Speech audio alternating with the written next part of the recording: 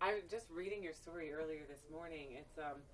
It's incredible. Oh my gosh. So think back to that day. It was December 9th, you said? Yes. Okay, December 9th.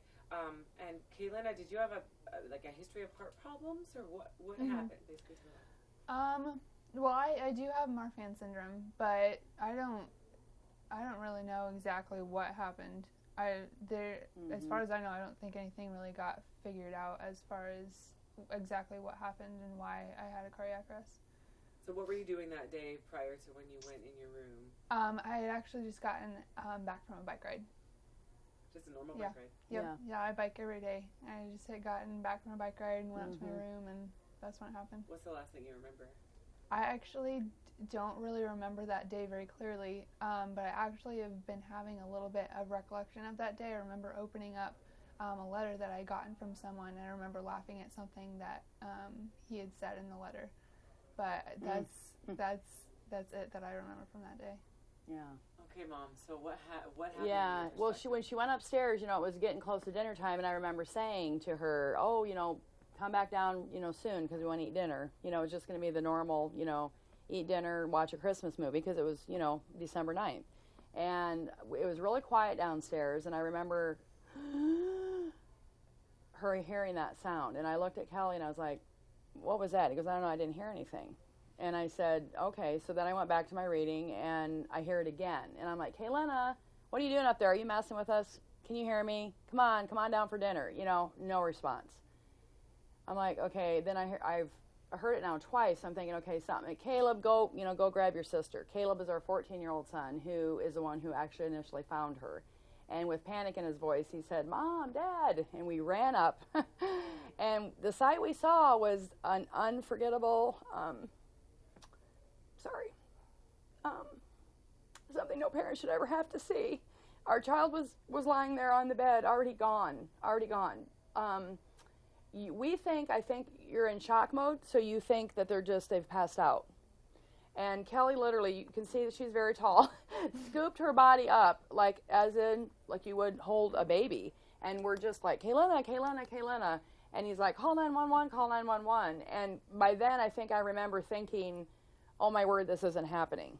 Because, and my first thought is it is the Marfans, because we knew that there was always, when she was diagnosed at 5, the aorta grow so fast their heart can't keep up with them, and the aorta rupturing was always a concern.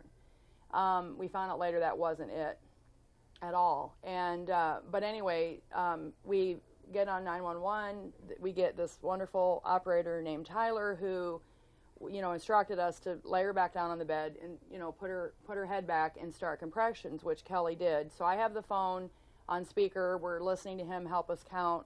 Get to 1 to 30, no response. 1 to 30, no response. And by now I remember like panicking, like, oh my word, she's not coming back. She's just fainted. That realization starts to hit you. And I remember also saying, oh my word, they're not here yet. And him very calmly saying to me, they're on their way. And I'll never forget, we got almost to the 30 on the third time around of the compressions. And I remember hearing the fire truck. I've never been so glad in my life to hear a fire truck, I can honestly tell you. And I said, Caleb, go let him in. And so this entourage of amazing Gilbert firefighters and police, stormed in our door. And they had to shock her twice to even get a pulse. And it was really, really difficult, needless to say, to then see your child being, brought down on a stretcher and taken to the hospital, and you have no idea now. And I remember when we got to the emergency room, I rode in the ambulance up front, and Kelly and Caleb were in the police car. And I remember when we got there, it was like entering complete chaos and yet peace. It was like everyone in the emergency room, we were at Banner Garden, like everyone had a job, everyone knew what they were doing, but they were like whisking my daughter away. And I was like, oh my word, what are they doing? What's happening? I don't know if she's, alive, dead, still, what's going on? And they were doing, just a ton of stuff. And then informed us that they were taking her for a CT scan, etc. I said, does she still have a pulse? Did they at least, have a pulse? And they said, yes, she's in a coma. And I was just like, oh my word. So of course that was very difficult, too, knowing your child is now in a coma and you have no idea the outcome. You have no idea what's going to happen. But I do know the Lord was with us through all of this, and His hand was on this. And we just, wow, the next 3 days that she was in the coma and not having any response from your child, not having a smile, not having them talk, not having them even sass you, as a teenager sometimes does, was extremely difficult because we had no idea. And then the other thing they kept asking me was, how long was it when you heard that gasp of air until they started doing compressions? I mean, until Kelly started doing compressions, until the firefighters got here is what I meant. And I was like, I'd been on a walk, so I didn't have on my watch like I normally wear all the time. And I realized I didn't know. I was like guessing, I don't know, 5 minutes, 3 minutes. So because of that, I didn't realize until later when we got to the emergency room that I thought the main issue was her heart, and they were now telling me brain, lungs, heart. Her lungs were filling up with fluid. They did not know her brain activity because they did not know at that point how long she'd been without oxygen before we started the compressions and before they got her there and shocked her. So then that became a huge, oh my word, we have no idea when she comes out of this coma what's next. Yeah, if she's even going to be, yeah, exactly. So then that was I remember, very concerning as well. Do you ever think about what if Tyler wouldn't have been on the phone telling you how to? Oh my word, yeah. That was amazing having him as our. See, even God was a part of that because He knew that we needed that particular 911 operator, and that was amazing because the whole time He was counting the 1 to 30 each time, and His voice remained very calm. And I can still remember Him saying they're on their way a couple times to me, like He was calming me down, giving me the reassurance that they are coming, Diana, they are on their way, and I remember that very distinctly because that was like, they're not here yet, you're panicking because in that moment it feels like forever when you're doing those 30 compressions and there's still no response, and then you're doing another 30 compressions and there's still no response. And in actuality, I know it was only a few minutes, but it felt like a very long time for them, but they actually got there very quickly. I'm a mom, and I can't imagine going through what you just described. And you look at your daughter, and she's as beautiful as ever. And how does it feel? Oh, it's amazing. I find myself every day. I mean, I tell parents, I'm a preschool teacher also, so I tell my kids, my parents of kids this all the time. Enjoy your children, cherish every moment, even when they're not behaving, because imagine them lying there dead and never hearing them again, never seeing their smile again, never hearing an I love you again, never getting a hug again. I mean, all those things we take for granted, we don't realize in a moment it can be gone, And I look at her, and sometimes she's like, Mom, why are you staring at me? I can't help it. I'm just like, you're still here. And, she just had her 17th birthday on February 24th, and that whole day I just kept thinking, thank you, God, that you allowed her to still be here for another birthday. I mean, we don't take birthdays for granted anyway, but that one especially, the fact that she's still here, this year could have started out a whole other way, and she could have already been gone. And God gave her life back, and so we're just so grateful. And the Cardin Hospital, and then she got transferred to Phoenix Children's, and everybody in between. I mean, there's so many doctors and nurses that were just on her case, just constant. We were in ICU for that whole time, And Kaylina, now knowing that you went through all of this, I mean, how do you feel? It gives me a whole different perspective on life. Before, people would say, live life to the fullest every day, but now I really take that for granted, and this literally could be my last day, and if I really would have gone, if I really would have passed away, I would have had so many regrets of things that I didn't say or things that I didn't do.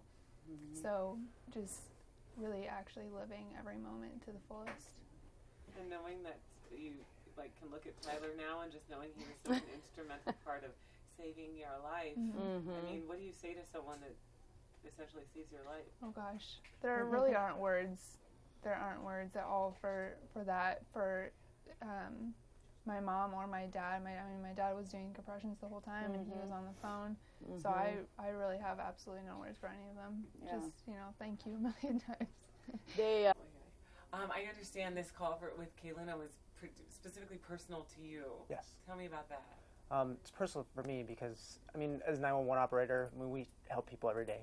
We don't get to meet everybody that we help, but specifically for me, because I've been in cardiac arrest twice in my life.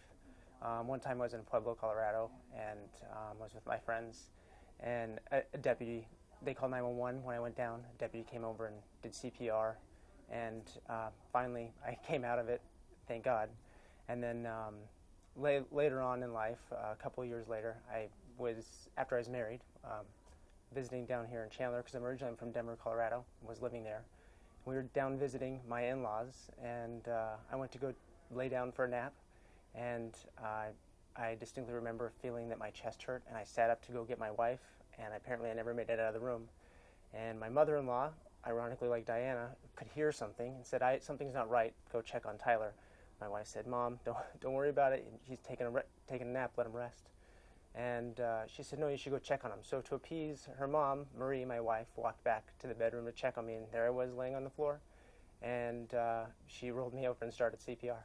So when you were on the phone with Kaylina's mom, did that come back to you? Oh, very much so. Like I know that Diana says it was nice to hear a calm voice, and I'd like to think that that's what it was, but I felt anxious and panicked.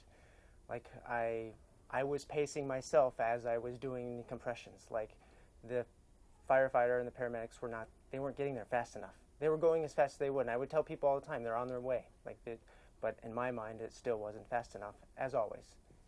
Well, tell me about the first time you met Kaylina, like in person. What was that like? She says, "Thank you, thank you, thank you." She can't thank you enough. It was amazing to be able to see the family, to see somebody up walking, and to see them like that. I felt so grateful.